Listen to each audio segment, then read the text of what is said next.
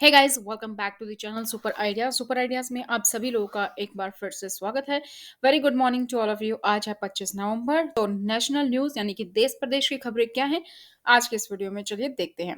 शुरू करने से पहले अगर आप लोग इस चैनल पर नए हैं, अभी तक भी आप लोगों ने चैनल को सब्सक्राइब नहीं किया है, तो लाल कलर पे जहां सब्सक्राइब लिखा है क्लिक कीजिए और साथ ही बेल आइकन को प्रेस कर लीजिए ताकि जैसे ही वीडियो अपलोड होती है उसके नोटिफिकेशन आप लोग को मिल जाए। ये वीडियो आप लोग के लिए आती है हर रोज सुबह 8 बजे।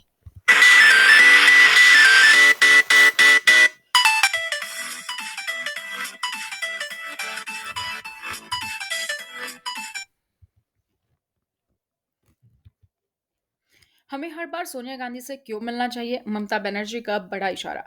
बंगाल की मुख्यमंत्री ममता बनर्जी, जो अपनी पार्टी की उपस्थिति का विस्तार करने पर आमदा थी, आज अपने अखिल भारतीय राजनीतिक नेटवर्क को ताजा करने के बारे में स्पष्ट थी।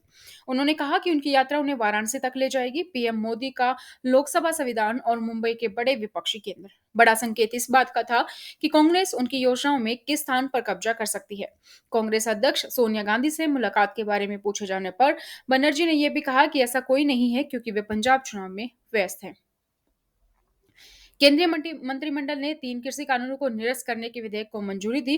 प्रधानमंत्री नरेंद्र मोदी द्वारा 3 विवादास्पद कृषि कानूनों को निरस्त करने के निर्णय की घोषणा के 5 दिन बाद, जिसके खिलाफ किसान 1 साल से विरोध कर रहे थे, केंद्रीय मंत्रिमंडल ने बुधवार को कानूनों को वापस लेने के लिए आगामी संसद स्तर में विधेयक को मंजूरी दे दी। अब कैबिनेट द्वारा अनुमोदित विधेयक को अगले सप्ताह से शुरू हो रहे संसद के शीतकालीन स्तर में पेश किया जाएगा। प्रदूषण के कारण बंद दिल्ली के स्कूल और कॉलेज सोमवार को फिर से खुलेंगे। दिल्ली के स्कूल और कॉलेज शहर में वायु गुणवत्ता संकट के बीच 10 दिन पहले बंद किए गए थे, सोमवार को फिर से खोले जाएंगे। अरविंद केजरीवाल सरकार की घोषणा सुप्रीम कोर्ट द्वारा शहर के प्रदूषण पर फिर से तीखी टिप्पणी करने के कुछ घंटों बाद आई है। हालांकि कोर्ट ने यह भी कहा है कि अगर स्थिति में सुधार हुआ तो कुछ प्रतिबंध हटा लिए जाएंगे। दिल्ली के पर्यावरण मंत्री गोपाल राय ने आज दोपहर को कहा कि दिल्ली में वायु गुणवत्ता के अब सुधार हो रहा है। स्कूल, कॉलेज और शैक्षणिक संस्थान सोमवार को फिर से खुलेंगे। अमरिंदर सिंह के भाजपा के गठजोड़ से कांग्रेस को मदद मिलेगी, पंजाब के मुख्यमंत्री ने कहा। पंजाब के मुख्यमंत्री चरणजीत सिंह चन्नी ने कहा कि उनके पूर्ववर्ती अमरिंदर सिंह के भाजपा से हाथ मिलाने के कदम से कांग्रेस को मदद मिलेगी। श्री सिंह के बाहर होने के लिए बल्लेबाजी करने वाले कई विधायकों में से एक श्री चन्नी ने कहा कि हमें कैप्टन अमरिंदर के बाहर निकलने से फायदा हुआ है। पार्टी का ग्राफ अब ऊपर की ओर जा रहा है, अब विपक्ष के वोट काटेंगे।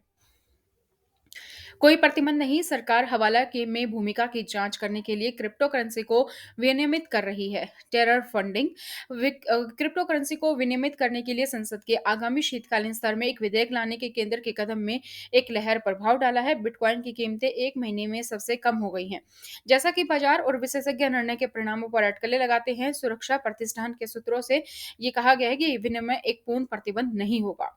अप्रैल आईपीएल 2022 2 अप्रैल से चेन्नई में शुरू होने की संभावना है। इंडियन प्रीमियर लीग का 2022 संस्करण 2 अप्रैल से चेन्नई में शुरू होने की संभावना है। दो नई टीमों अहमदाबाद और लखनऊ की घोषणा के बाद अगले सीजन की प्रत्याशा बढ़ गई है, जो आईपीएल 2022 को 10 टीम का मामला बना देगा।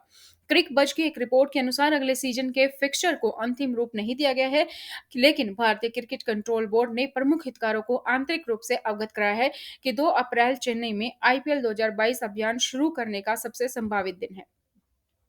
कर्नाटक सरकार के अधिकारी के घर से नाली के पाइप से 13 लाख रुपए नकद जब्त किए गए हैं। कर्नाटक में भ्रष्टाचार निरोधक ब्यूरो के अधिकारियों ने आय से अधिक संपत्ति रखने वाले सरकारी अधिकारियों के खिलाफ एक बड़ी कार्यवाही में कालाबुरागी में एक सहायक अभियंता के घर में एक जल निकासी पाइप में छुपाए गए 13 लाख रुपए नकद जब्त किए हैं। विजुअल्स में कालाबुरागी में लोक निर्माण विभाग में सहायक अभियंता शांतना गोड़ा के आवास पर एक जल निकासी पाइप से नकदी के गिरने को दिखाया गया है। एनसीबी के एक अधिकारी ने कहा कि अकेले पाइप से 13 लाख रुपए बरामद किए गए हैं, जबकि छापामारी के दौरान इंजीनियर के आवास पर कुल 54 लाख रुपए नकद मिले हैं।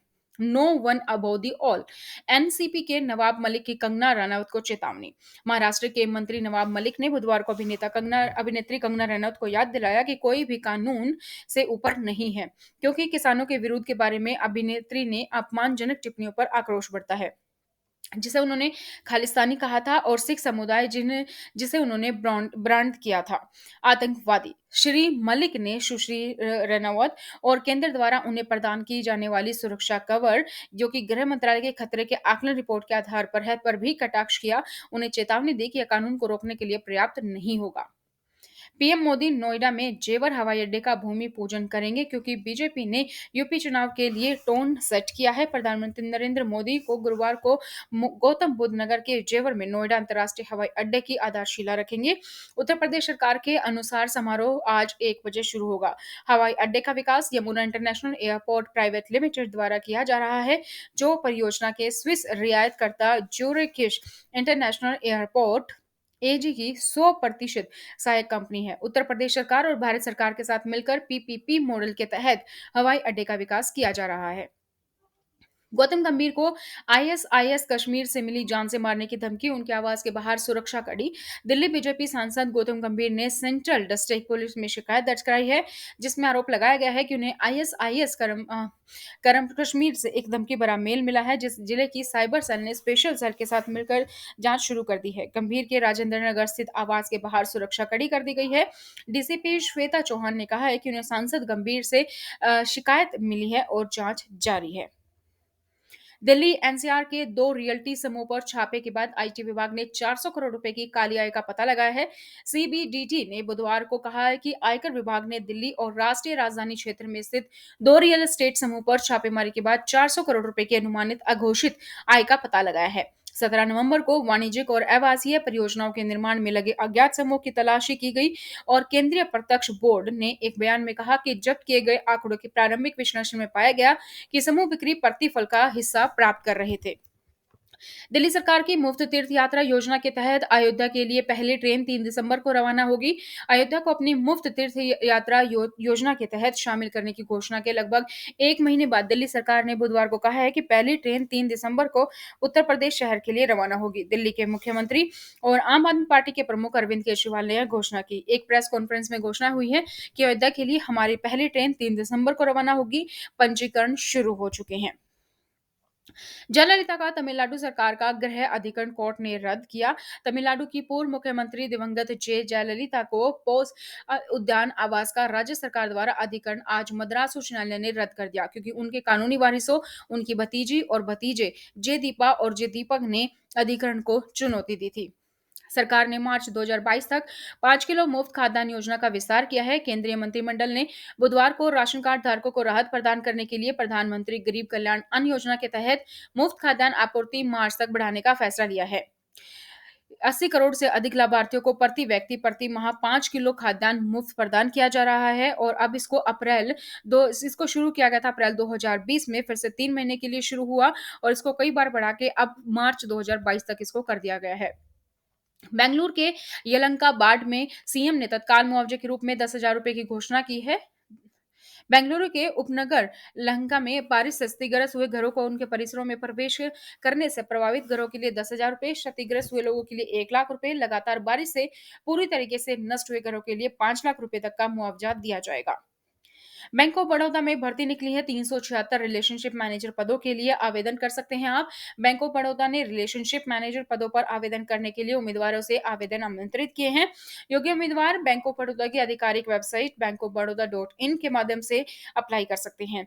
प्रक्रिया 19 नवंबर से शुरू हो चुकी है। 9 दिसंबर तक आपकी लास्ट डेट है और इसमें 376 पदों के लिए भर्ती है। सीए परीक्षा को लेकर सुप्रीम कोर्ट में याचिका आरटीपीसीआर रिपोर्ट के बिना लक्षण वाले छात्रों के लिए ऑप्ट आउट विकल्प चाहती है। एक चार्टेड अकाउंटेंसी के इच्छुक ने भारत के सर्वोच्च न्यायालय का रुख किया है, जिसमें सीए फाउंडेशन, इंटरमीडिएट और अंतिम परीक्षाओं के दिसंबर 2021 के चक्कर के बारे में institute of chartered accountant of India को विभिन्न दिशा निर्देश देने की मांग की गई है। याचिकाकर्ता ने परीक्षा में शामिल होने के लिए कोविड रोगी सूचक छात्रों के लिए आइसोलेशन रूम में वैकल्पिक व्यवस्था का अनुरोध किया है। याचिकाकर्ता संजीव के अरोड़ा ने भी अनुरोध किया है कि कोविड रोग सूचक छात्रों के लिए आरटीपीसीआर रिपोर्ट अनिवार्य न करें। इसके बजाय दिसंबर चक्कर से बाहर निकलने और सीए परीक्षा के अगले चक्कर में परीक्षा देने के लिए चिकित्सा प्रमाण पत्रों को पर्याप्त माने। ये थे दोस्तों दिन भर की खबरें। इसी तरीके से हर रोज ये खबर पाने के लिए चैनल को सब्सक्राइब करें। इस चैनल पर आपको देश प्रदेश से जुड़ी हर खबर, साथ ही डेली अपडेट्स मिलती हैं। इसी तरीके से आपको मिलती रहेंगी। वीडियो को लाइक और शेयर करना ना भूलें। साथ ही आप मुझे फॉलो कर सकते हैं सोशल मीडिया पर, लिंक डिस्क्रिप्शन बॉक्स में है।